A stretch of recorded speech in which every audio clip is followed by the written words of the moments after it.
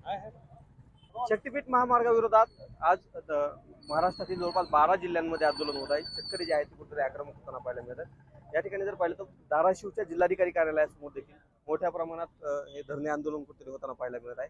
या ठिकाणी अनेक राजकीय नेते मंडळी देखील भेटी देताना पाहायला मिळतात। आपल्यासोबत शिवसेनेचे नेते आहेत।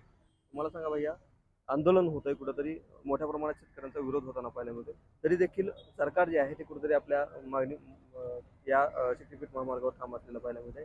काय नेमकं भावना आहेत? सुरुवातीला निवडणुकीच्या अगोदर कुठेतरी सांगण्यात आलं की हा महामार्ग स्थगित करण्यात आलेला आहे, मात्र महामार्गाचं काम जे आहे ते हालचाली सुरू झालेलं आहे। निश्चितपणे आपल्याला आठवत असेल की विधानसभेच्या निवडणुकीपूर्वी सरकारने हे शक्तीपीठ केलं जाणार नाही अशा प्रकारची घोषणा केली होती। ती फक्त निवडणुकीपुरती जनतेची मतं घ्यायपुरती होती का, असा प्रश्न आज निर्माण होतोय।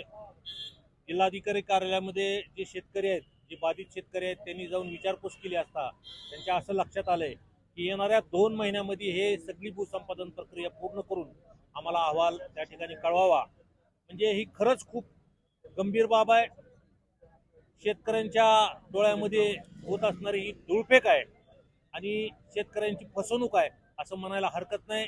या जिल्ह्यामध्ये भूसंपादनाच्या बाबतीमध्ये आपण अनेक वेळा पाहिले की शेतकऱ्यांवर होणारा अन्याय, रेल्वेचे भूसंपादन होत असताना होणारा अन्याय, नॅशनल हायवेचं भूसंपादन होत असताना होणारा अन्याय, आणि आता हा शक्तीपीठ। वास्तविक पाहता दळणवळणाची खूप मोठ्या प्रमाणामध्ये साधनं आता निर्माण झाली आहेत आणि त्यातून आता हा शक्तीपीठ करून नेमकं कुणाचं भलं या सरकारला साधायचे ते लक्षात येत नाही। त्यामुळे आम्ही सगळेजण या शेतकऱ्यांच्या पाठीशी आहोत।